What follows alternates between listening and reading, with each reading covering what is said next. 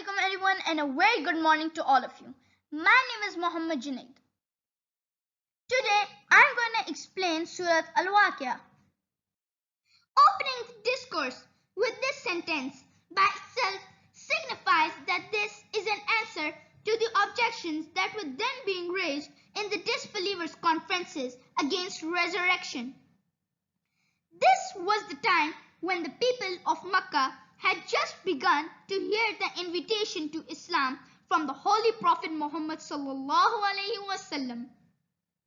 In it, what seemed most astonishing and remote from reason to them was that the entire system of the earth and heavens would one day be overturned, and then another world would be set up in which all the dead of the former and later generations would be resurrected.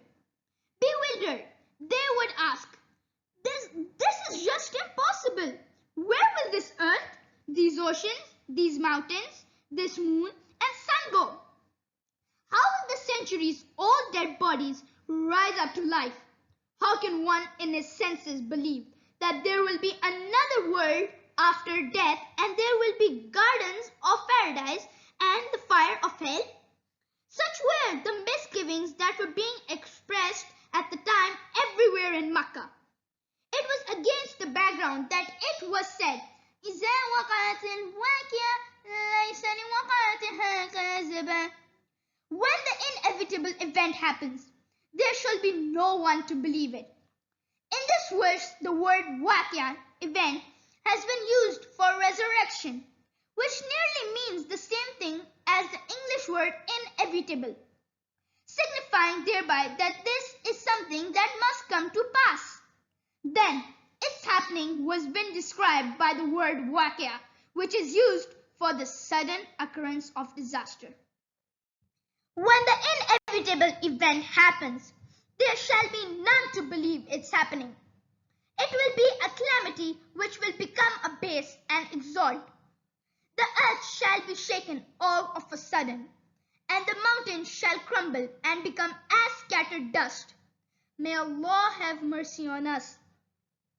You, although the address apparently is directed to the people to whom this discourse was being recited, or who may read it or hear it read now, in fact, the entire mankind is its addresses. All human beings who have been born since the first day of creation and will be born till the day of resurrection will ultimately be divided into three classes. As Allah subhanahu wa ta'ala said, وَكُنْتُمْ أَزْوَاجٍ ثَلَاثًا. Some will be on the right side of Allah's throne, and they are those who were brought from Adam's right side. This category will be given their books of records in their right hand and will be taken to the right side. They will comprise most of the residents of paradise, inshallah. Another category is those who will be placed to the left of Allah's throne, and they are those who were brought from Adam's left side. This category will be given their books of records in their left hand and will be taken to the left side. They are the residents of the fire. May Allah save us from their actions. A third category is comprised of those who are the foremost and nearest before Allah. They are in a better grade and status and nearer to Allah than those on the right side. They are the chiefs of those on the right side because they include the messengers, prophets, true believers and martyrs. They are fewer than those on the right side, and the foremost shall stay the foremost. They will be those nearest to Allah subhanahu wa ta'ala. They shall abide in the gardens of bliss. Most of them will be among the former people and a few more among those of latter day. They will be reclining on jeweled couches facing each other. Jazakallah khair, and we will meet soon inshallah for the next part.